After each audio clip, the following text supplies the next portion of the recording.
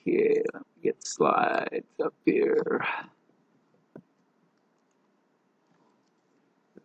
Yeah, I don't have it showing. No, that's okay. I mean, we can try once more here.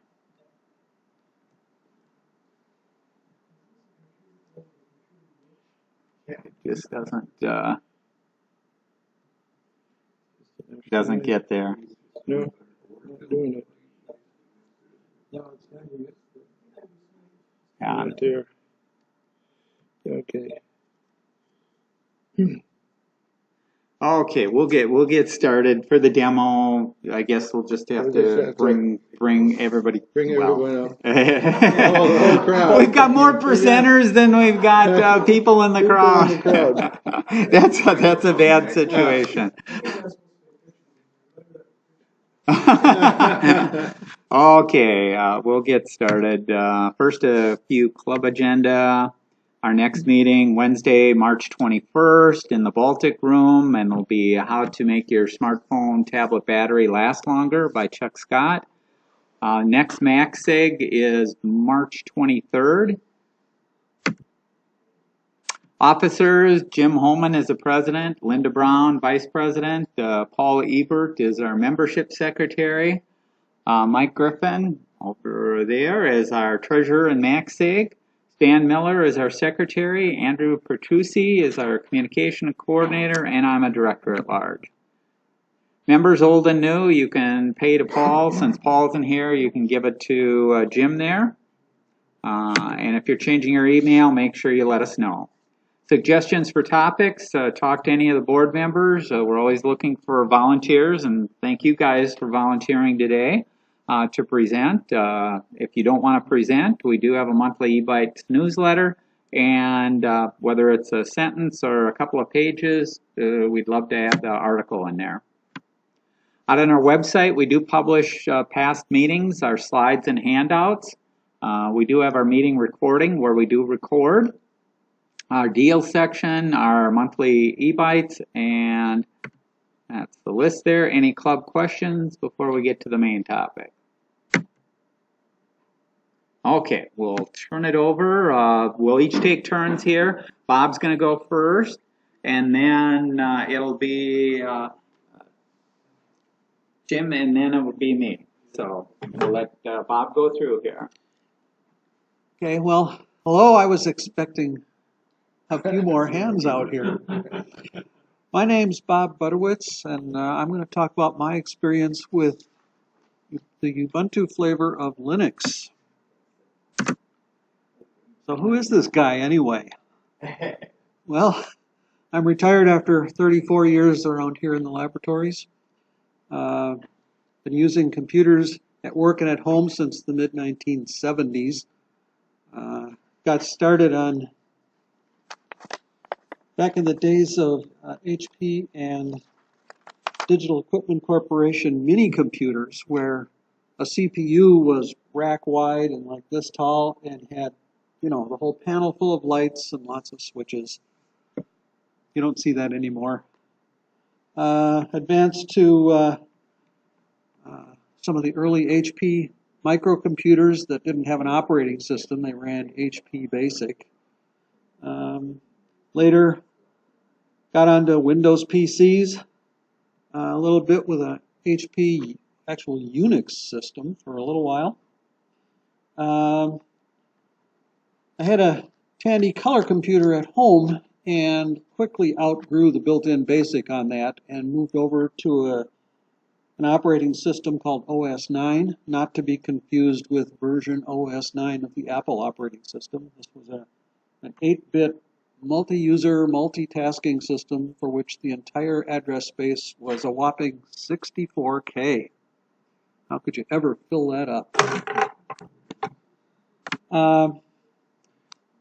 But it was Unix-like, and whoops.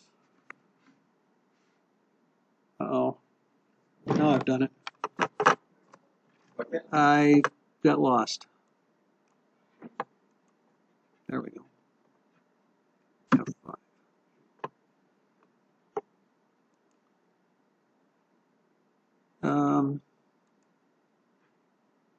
F5. It's not like an F5. Oh, okay, let's go down here. It should. Thank you. Sorry about that. So that was an 8-bit Unix-like operating system running on woefully inadequate hardware. I've done programming in Fortran, more variations of BASIC than I can count, and a little bit of C, although I try to avoid that. Lately, since I've moved over to the Linux side, I've been using a lot of Python. Did a lot of automated data acquisition at work and implemented systems to get small production specialized test equipment to communicate with an access database. That was a big deal back in the day. So the computer came with Windows. Why not just use that? Well, I've gotten tired of having Microsoft arbitrarily put my operating system on the disabled list by terminating support. It's expensive to have to go out and buy a new version when Bill Gates decides that's required. Windows is the big dog out there in little computer operating systems, so it has the big target on it for malware and such. And beginning with Windows 8, I've been just completely dissatisfied with the direction they've taken Windows. I don't use my desktop computer like I use my phone, and I don't believe that they ought to look alike. They're different. And when I first ran into Windows 8, I was simply appalled. And my wife agitated for a new laptop shortly after that, and it came with Windows 8.1, which was a little better than 8.0, but it seemed pretty awful. And then it got unilaterally upgraded to Windows 10, and basically, from all the bad experiences with all of that, I swore I'd never spend any money with Microsoft again. And so I decided I would move elsewhere.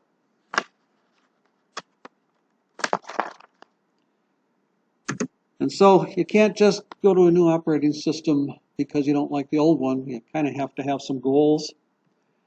And what I was looking for was something that operated reliably, allowed easy portability of software between different computers without running into product registration hassles and things like that.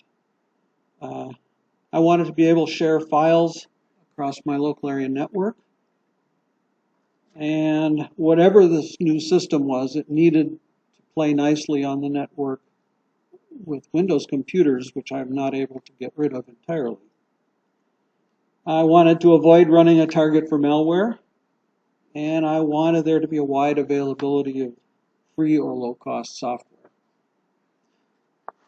So I figured I'd try Linux, but didn't really know much about it. I had bought a Raspberry Pi a couple of years before all this, and had a little bit of exposure to Linux on that.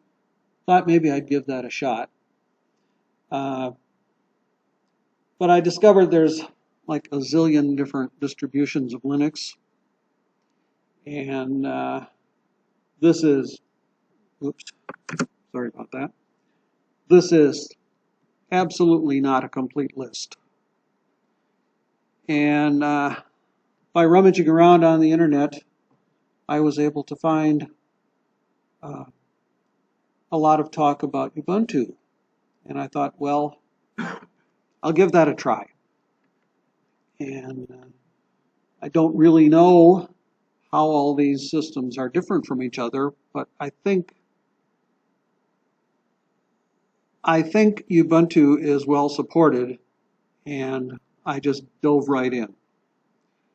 There are also several flavors of Ubuntu, but I loaded up the standard Ubuntu desktop. So, what does it take to run Ubuntu desktop?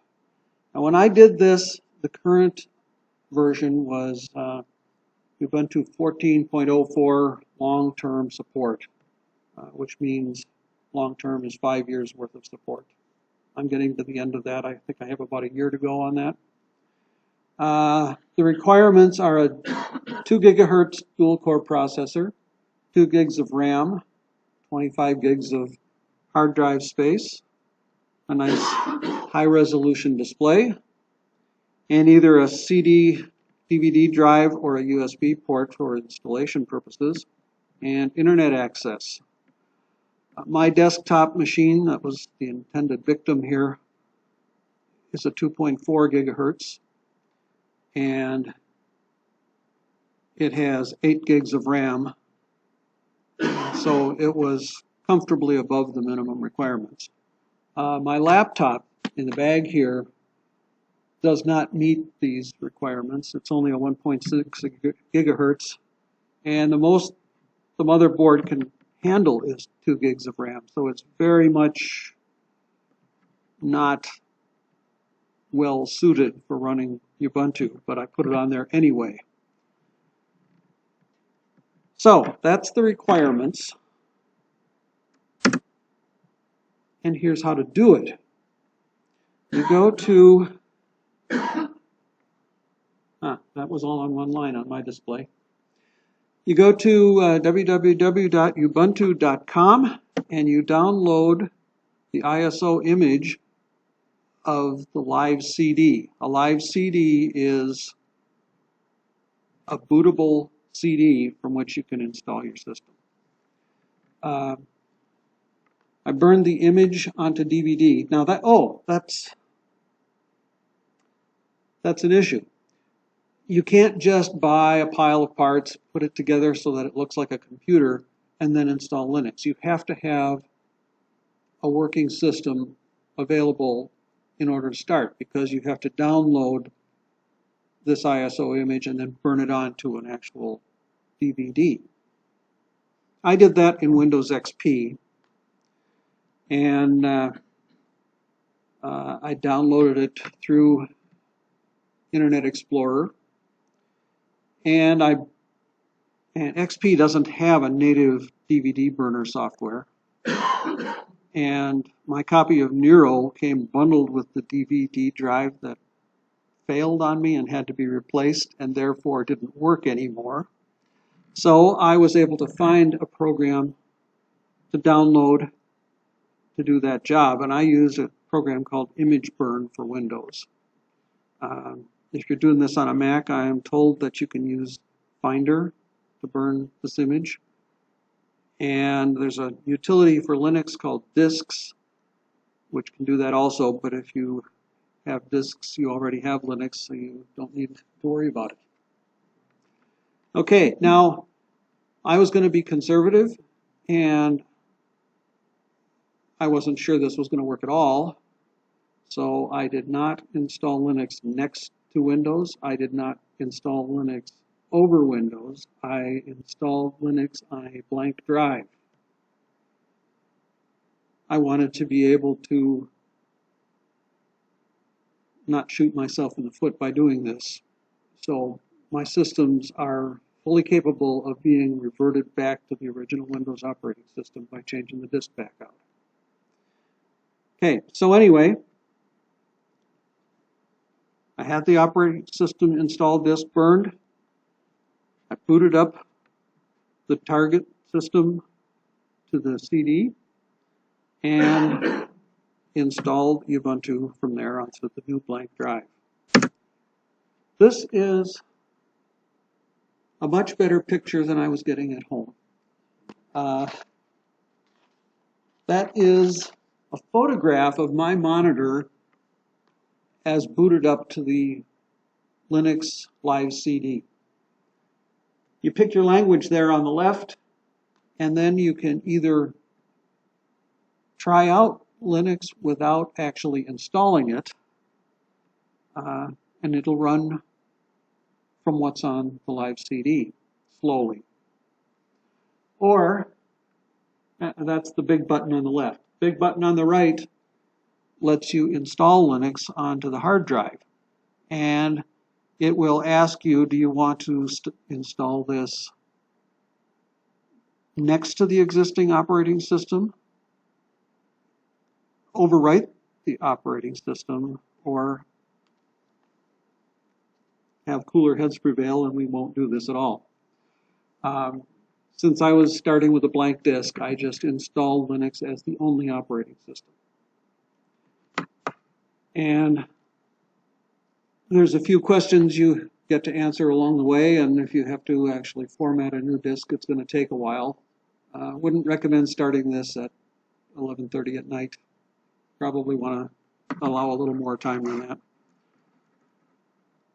And after a while, it asks you to reboot the system with the disk taken out of the DVD drive, and you will come up to the Linux operating system. This is the desktop on my machine after probably 3 years or so of use, so it's acquired a few icons there on the desktop surface. They would not be there on a fresh install.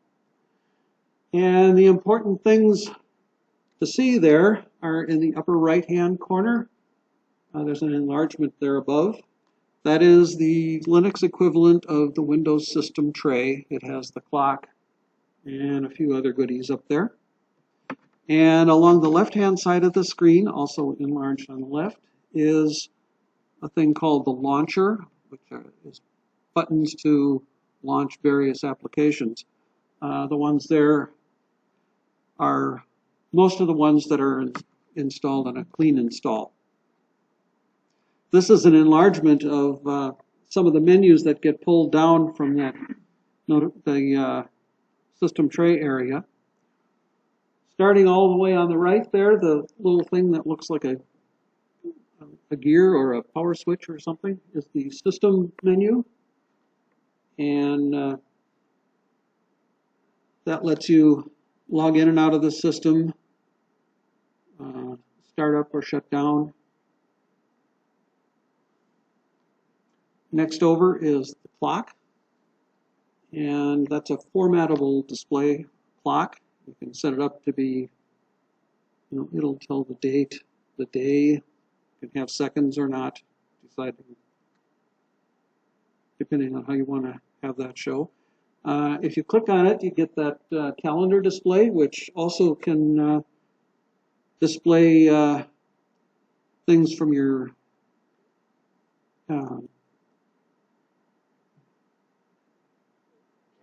calendar that's synced with your phone. There's some add-ons that go into the email program to do that. And that's why there's some actual events that are showing, all of which were still in the future when I took the screenshot. Next, well, a couple notches over there is the quick link to email. And the up and down arrows there are network information. You can go there to set up your network connection or check its status, add a connection if you want, disconnect. My machine is wired, so it has the up and down arrows for a wired Wi-Fi connection. A system that's on Wi-Fi will have the little windshield washer track with the arcs of signal strength. There's a temperature icon there. Whoop. Yes, the Temperature of what exactly? Everything to the left of the up and down arrows are things that are extra add-ons. Those are not there in a clean install. And that's an indicator for my CPU temperature. It's settable. You can tell it to display other things if you want. There's a little menu that comes down for that. That's an add-on. The next one to the left, the three horizontal lines with the arrow is a pull-down menu for finding applications. That's an alternative to using the launcher. The double window kind of icon thing there will show you the windows that are actually active on the screen. If you're like me, We've got about 3 minutes left. oh, 3 minutes. Okay. Thank you. Okay. Okay, the traffic cop says I gotta speed up. So and they can ask questions Okay, after, yeah. you can show them. Okay, all right, all right. Cover some of the. We'll cover more of that later. Okay, there's the most of the standard applications. There's the file manager, Firefox browser, the LibreOffice Office Suite, and the Software Center, Updater, and System Settings.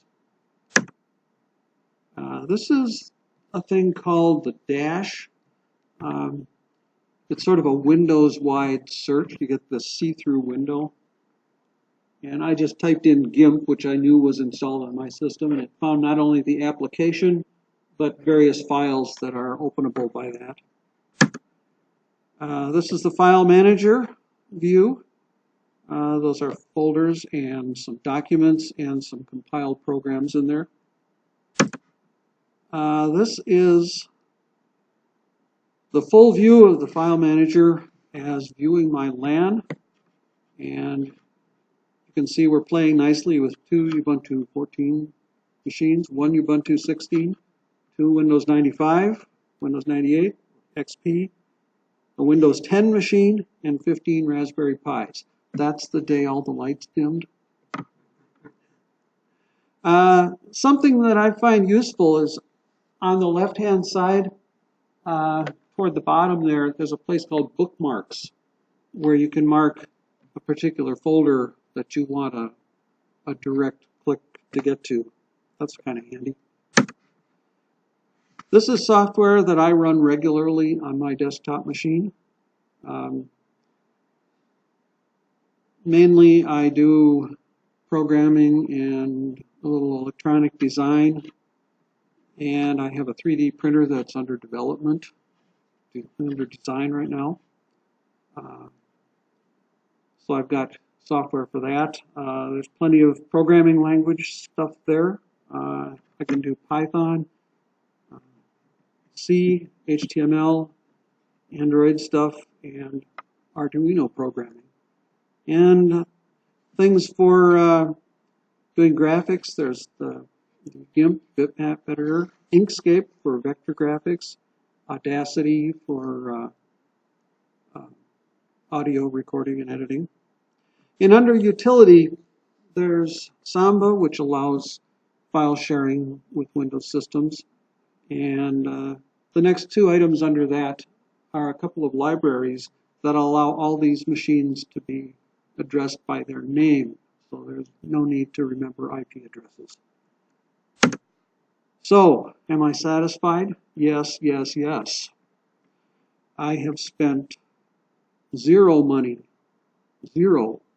on software for this Linux desktop, and it's well populated with stuff. That was not by any means a complete list of software that I've got on there.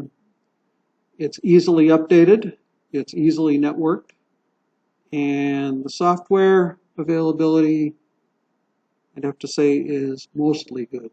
The weak link that I've found is if you're going to do video editing, you probably are not going to be satisfied with Linux software. So that work stays on my Windows XP machine for now. So I couldn't possibly have covered everything. So if you have any questions, I might have an answer. Yes, sir. I installed Ubuntu on a laptop maybe 10 years ago. And the one thing that sort of bugged me about it was that every 3 months I had to update the operating system from Rascal Raccoon to Saucy Squirrel or whatever the names were. You still have to do that? Well, that's why I chose the long-term support version. When I update, when I installed it.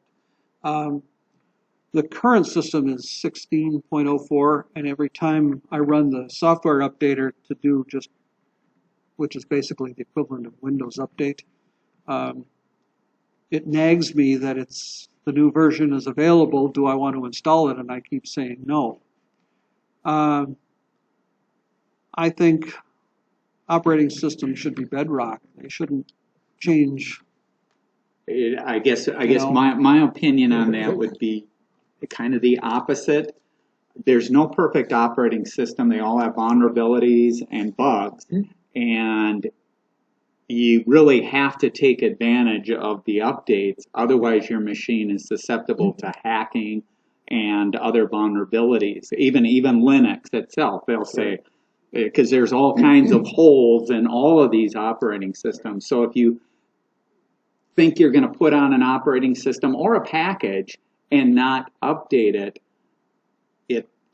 you really do want to update to fix. Well, that's true, except doing security upgrades is one thing. Changing to a whole new version of the operating system seems an awful lot like a bigger step. And I'm in the middle of some significant projects that I'm working on, and I don't want to go changing the operating system right in the middle of all that. So I chose the long-term support version. We better let. Okay? All right, thank you. And Your we'll, name if must we have be your time at turn. the end, we'll still, everyone yes. will be around and we can ask more Right. questions. I brought my Ubuntu laptop. If anybody's interested, we can fire it up later. Okay, as Bob mentioned, there's a lot in the Linux operating systems that do have some advantages over Windows, and for now, with the newer graphical systems, whether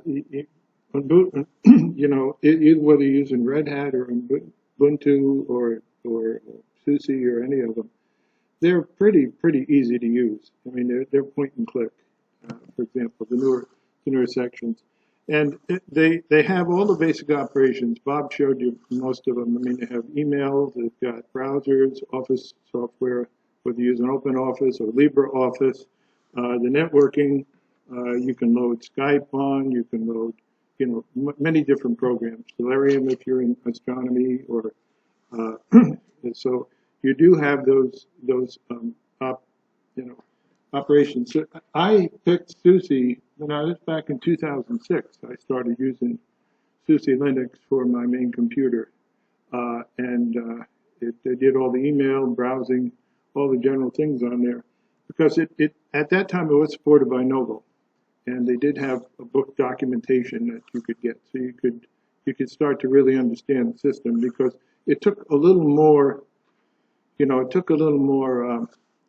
knowledge of the operating system to do some of the things in the initial distributions. So I started with 10.1. I've upgraded. It was 10.1, 10.2, 10.3, then 11.1, 2, and 3, then 12.1, 2, and 3, then 13.1, 2, and then they jumped to what they called a leap to 42.1, because they were running two different Linuxes. One was an enterprise system and one was a PC system, and then they merged them a few years ago. So that was the leap to have a really substantial a system for both enterprise and for a laptop PC. So as I said, uses the same basic kernel. Oh, what happened there? Goodness. Page up here. Oh, there we go. All right. Now, there's some of the other reasons for using Windows was it's maintained continuously, and this is what the discussion just with Tom and Bob was before. Updates and patches come as they're done. It's not like you wait up to the 12th day of the month to get a whole package of updates or patches, and when you get them, the update, the computer will check what you have on your system, because the one advantage of putting a Linux system on is even when you get to load it, you can customize your loading and only put on the computer what you want to use. So you can keep the system a little simpler and not have a full blown up system like a Windows 10.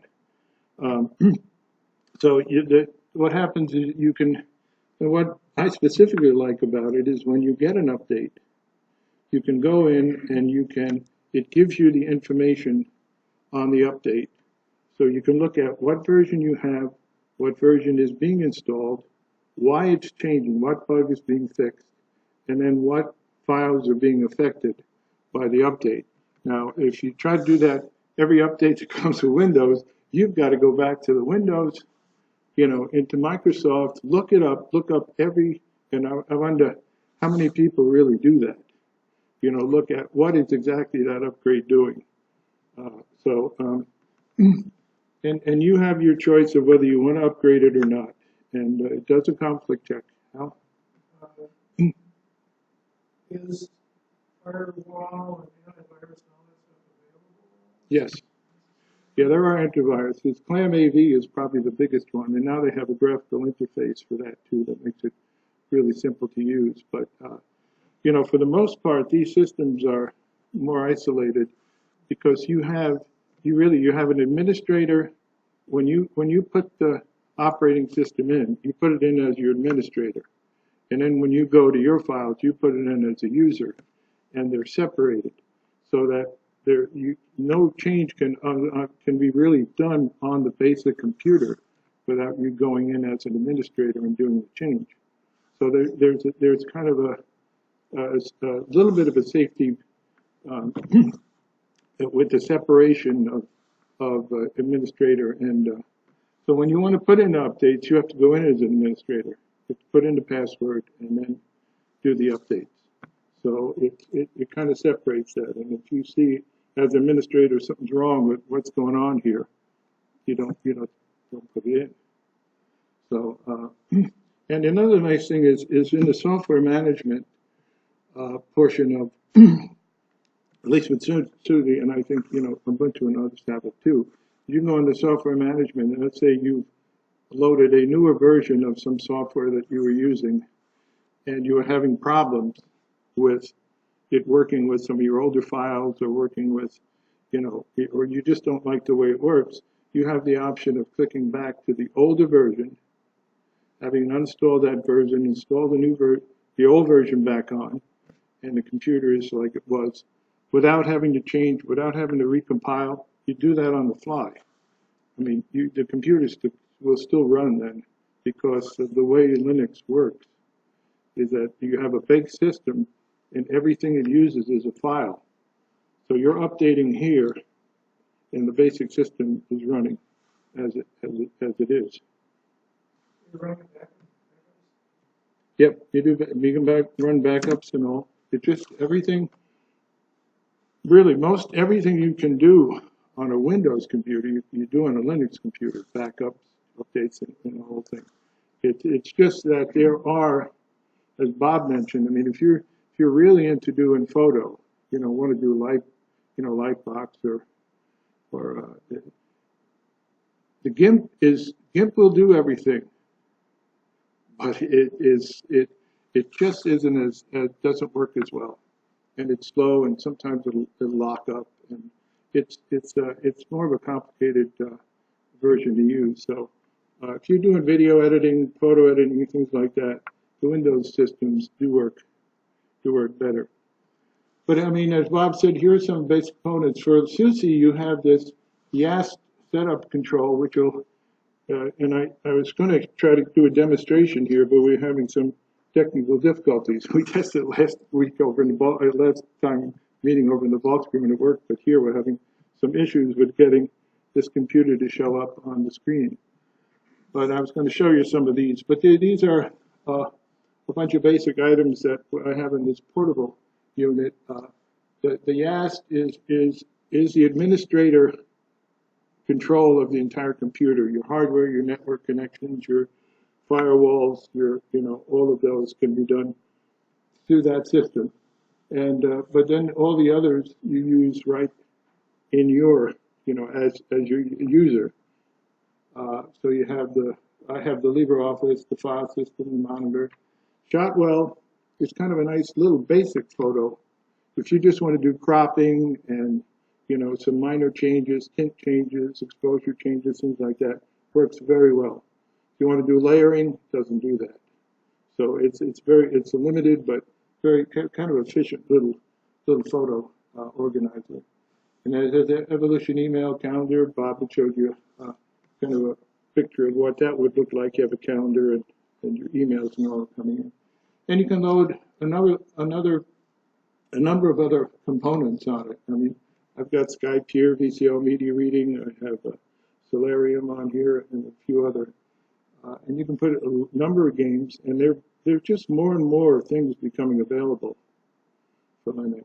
But I mean, people could come up. We can't get it up on the screen. Maybe if you after we're done. After we're done, we'll have people come up here. But maybe then I'll just give it to Tom, and you can, because I'm going to do the demonstration. But once you give your part, then we can do the demos a little later.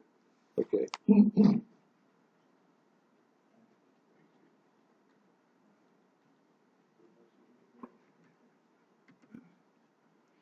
Okay, this is my experience. I don't have a whole lot of experience. The main thing with Linux, as we've heard, is it's free.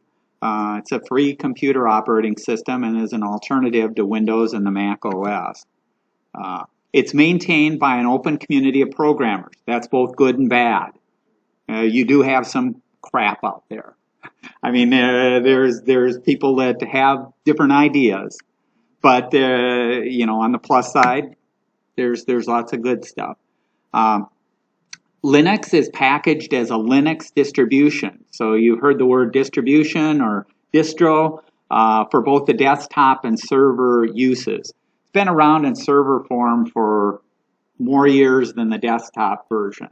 3M itself has used the server version to host web servers and stuff like that because it's a rock-solid web server platform, and because it's free, it's attractive to a lot of businesses and stuff like that too.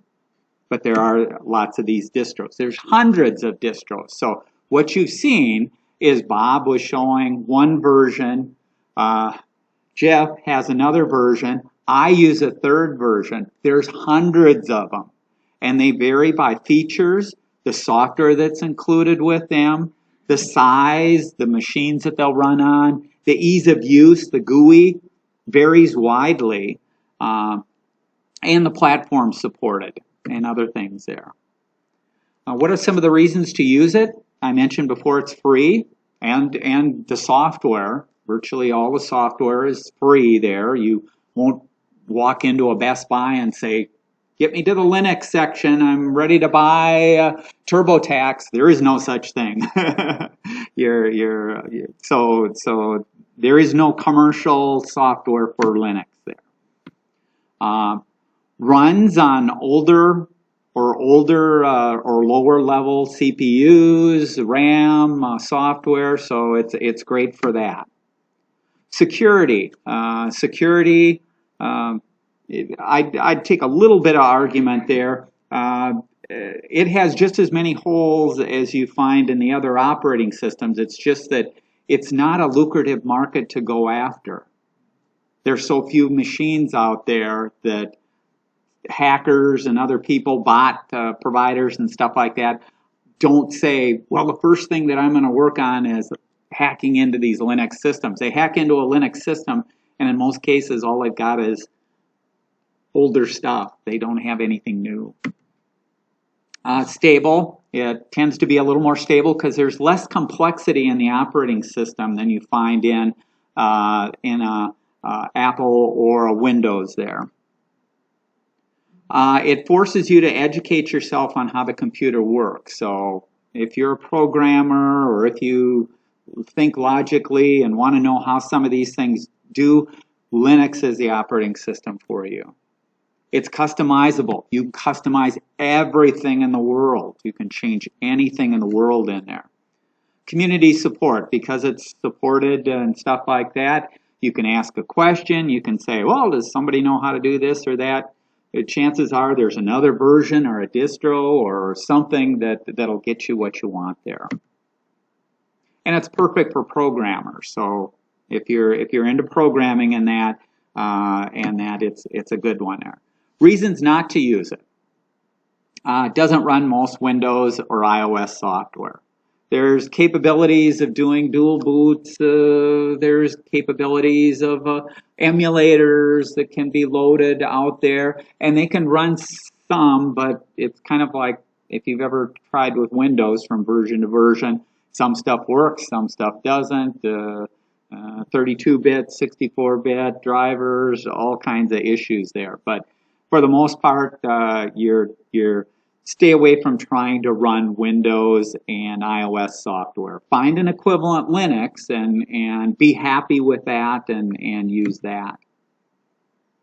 Also, you will have problems with some of the hardware and peripheral drivers aren't as robust. So if you have a scanner or a camera that interfaces directly, chances are you're not going to be able to use some of that unless you really want to get into the programming aspect of it and write your own driver and connect some of the stuff up. So the mainstream stuff is going to work. So you're going to be able to get your printer to work, to print. But if you want to use that printer, the scanner on the printer, probably going to have a problem there.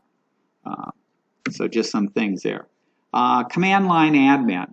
There are some, depending on the distro that you have, there are some stuff that you do on the GUI and can change, but you still have to revert back to the command line admin for doing a number of changes to the operating system. It is complex, and there is an initial learning curve, which can be both good and bad. I mentioned that if you're a programmer and you want to have complete control over everything, then this lets you have complete control. But in order to have that, you're going to have to learn how to do a few things there. Small install base. This I pulled up. The graph up at the top there is desktops and the browsers. And so you can see Linux currently is 1.43% of the users are Linux users. Windows 82%, Mac 12%, Chrome 0.9. Chrome is kind of a form of Linux, so you could almost bump those two together. The chart on the bottom, that's from the PC Club survey, and I thought it was quite interesting.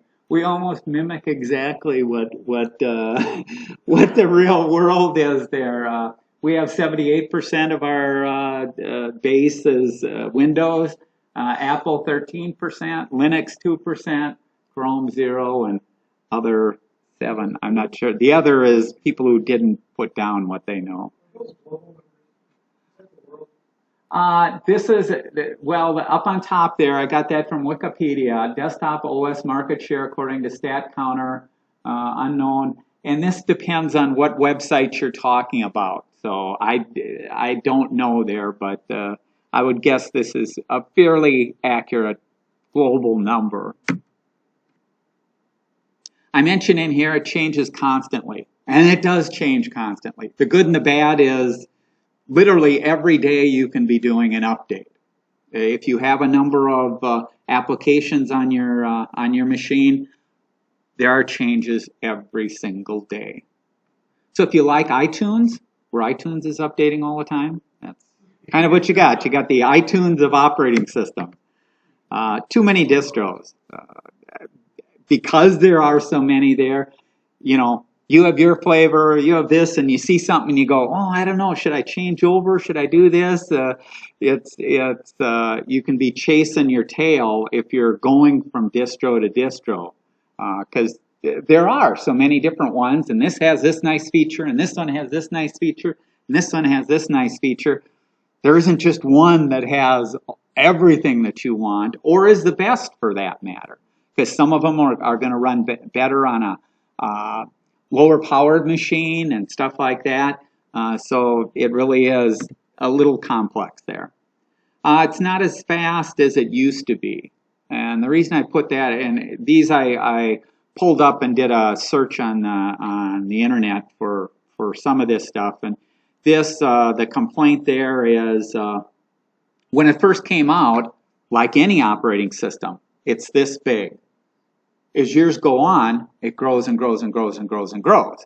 Each growth make it slower, make it more complex, and things like that. So where it used to be fairly tight, like a Windows, and look at how Windows is expanded out. That's why you need more RAM. That's why you need more hard disk, things like that. You run into the same thing as this grows. Limited gaming. Gaming, yeah, your simple games, your solitaire, stuff like that, no problem there. But if you're a true gamer, this is not the platform for you, because guess what? You're going to get killed every time you go into Call of Duty or try and go out to some of these websites. The operating system will kill you. Okay, I had a Pentium 4 I had bought back in 2007, had 2 gigabytes of RAM, 160 gigabyte hard drive, and came with Windows Vista.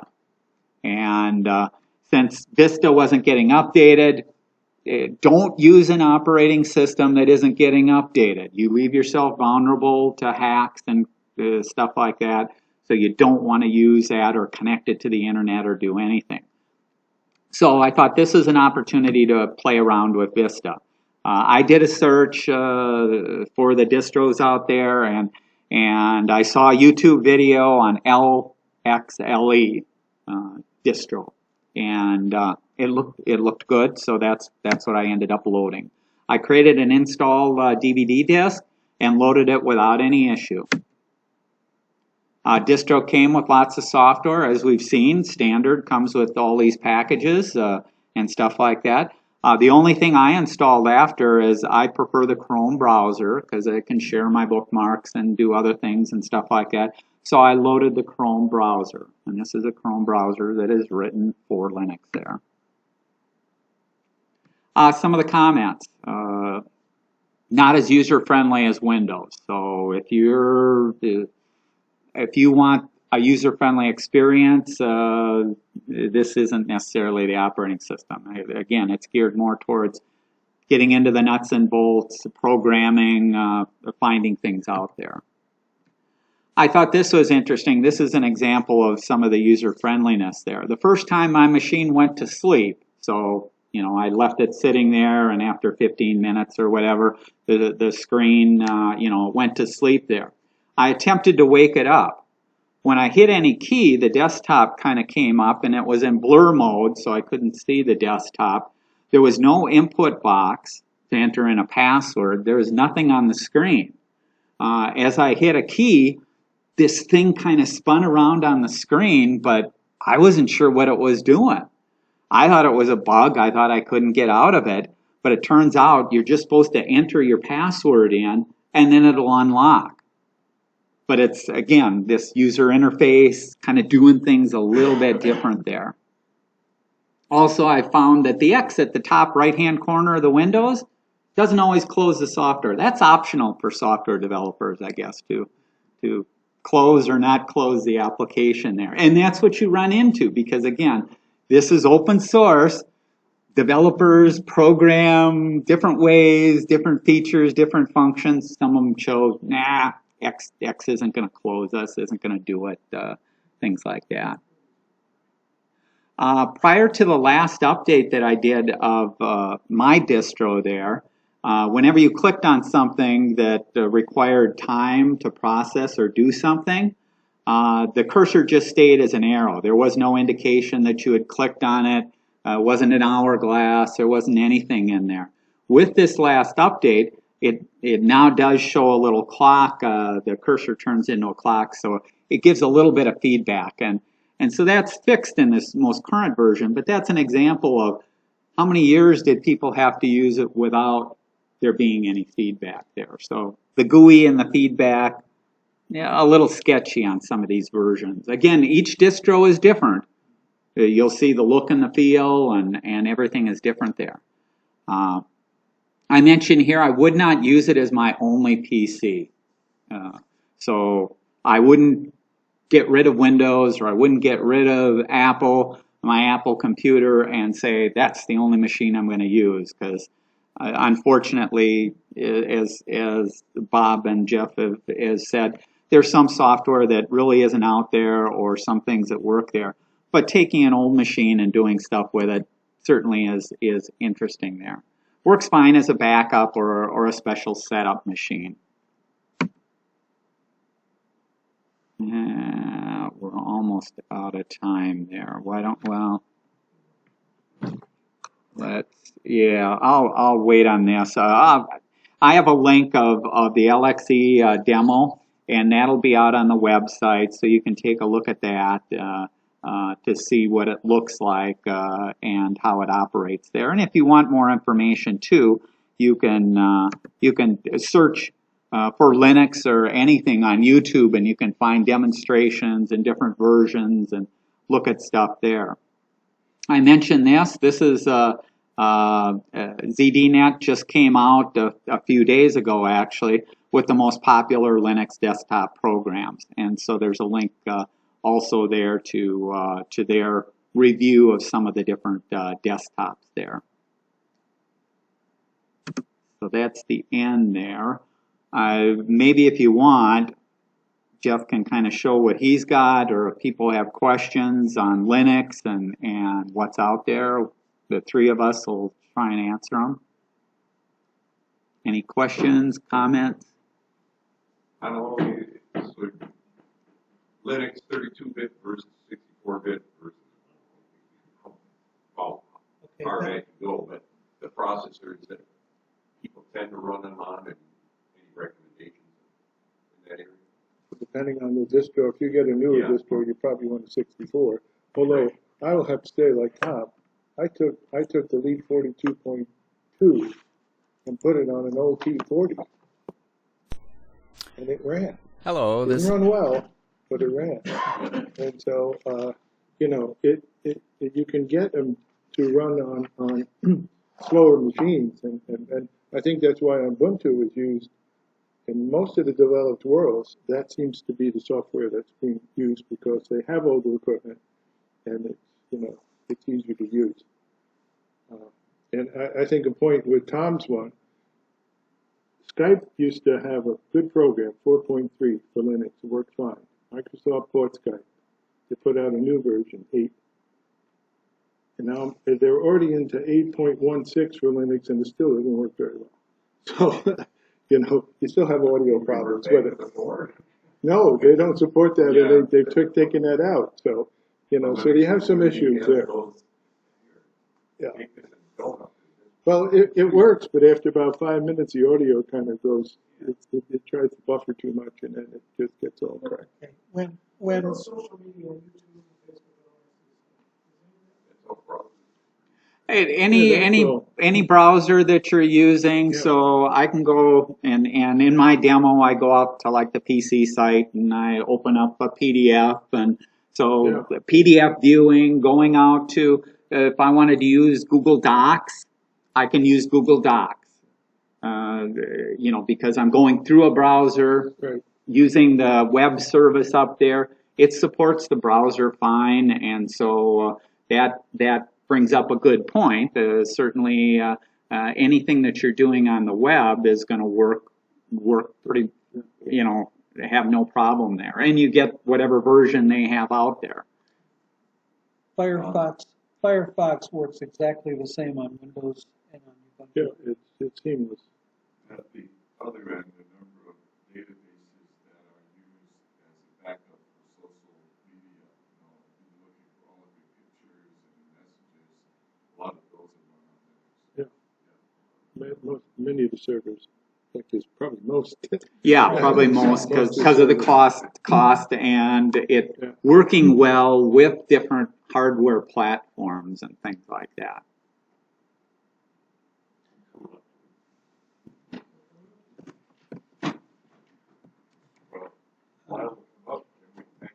Yes. I'd like to add something on It's still running recording, with but I'll older stop hardware. it because it won't make You won't sense. be able to see it. No. my laptop is about 10 years old, and it does not meet the minimum spec. It was This is originally Tom Vista, Kreuzer with a and demo I knew of this the information would be useful today, so yesterday I Linux actually operating measured this. system. And for I this put the demo, Windows I have in recorded it start using